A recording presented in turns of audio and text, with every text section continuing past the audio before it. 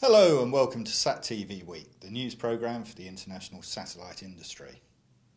As IBC 2012 drew to a close this week, the satellite broadcast community can reflect on a show full of exciting industry developments. Over 49,000 attendees converged on the ride during the course of the event, which showcased some of the latest technological innovations in the broadcast industry. Even in these uncertain economic times, the satellite sector seems to be fairly resilient to the market trend.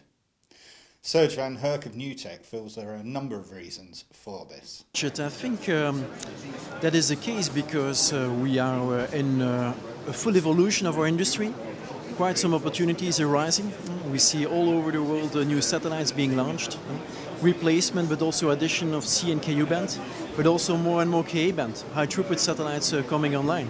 So we see quite some opportunities at this moment in time and in the future for further growth of our industry. So with that industry being in a full investment mode, still we see that business is resilient to the crisis. The appetite for coverage of breaking news has created a surge of innovation in the satellite news gathering sector. Inmarsat's enhanced BGAN service and Eutelsat's News Spotter were just two examples of cutting-edge products exhibited at IBC that enable journalists to cover news as it breaks from locations across the world. The launch of Ka band services is helping to further improve SNG capabilities, offering journalists a wide range of services that may be accessed even in the most remote and hostile of locations. According to Kato Halzar of Telenor Satellite Broadcasting, there is still a lot to learn about the Ka band market. For sure, a lot of people are coming out with Ka band capacity.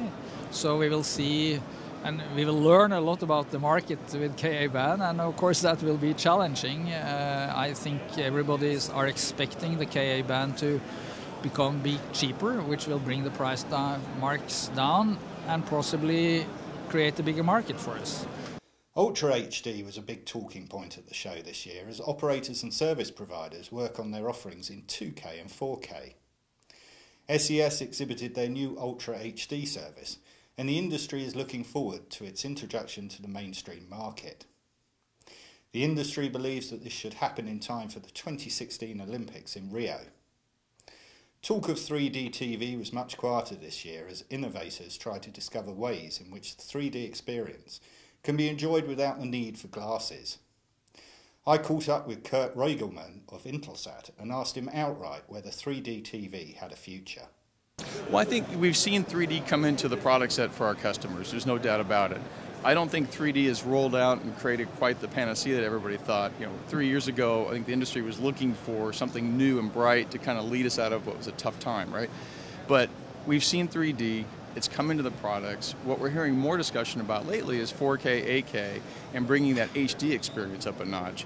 But as we go forward, the good news about Intelsat and our product set, whether it's the terrestrial set or the satellite products, we have the flexibility to provide that. So 3D falls right into the pipe, right? So whether it's an SD feed, HD, 3D, 4K, 8K, it's really just part of the product that our programming customers are distributing out to their end users. So we can bring it in, put it into the pipe, and take it out to where it needs to go. So 3D's happening, but I'd say it's not as fully penetrated as everybody thought it would be 3 years ago. The viewing habits are still being formed, and some of the product isn't there quite yet in terms of the programming side. They're still developing more 3D products. But it's coming. DTH continues to provide a stable revenue stream for the satellite industry, and operators continue to add channels to their portfolios as demand for regional content rises across the world. New satellites are in development to accommodate this huge demand that is not isolated to any one region of the world. Emerging markets such as Africa, Asia and Latin America are driving DTH demand, and this trend is sure to continue. The evolution in TV habits and the change in the way we consume content is creating interesting opportunities for the satellite industry, including OTT services and mobile content delivery. As IBC this year highlighted, broadcasting continues to be a crucial part of the satellite industry and will continue to meet the rising demand. That's all for this week. Thanks for watching.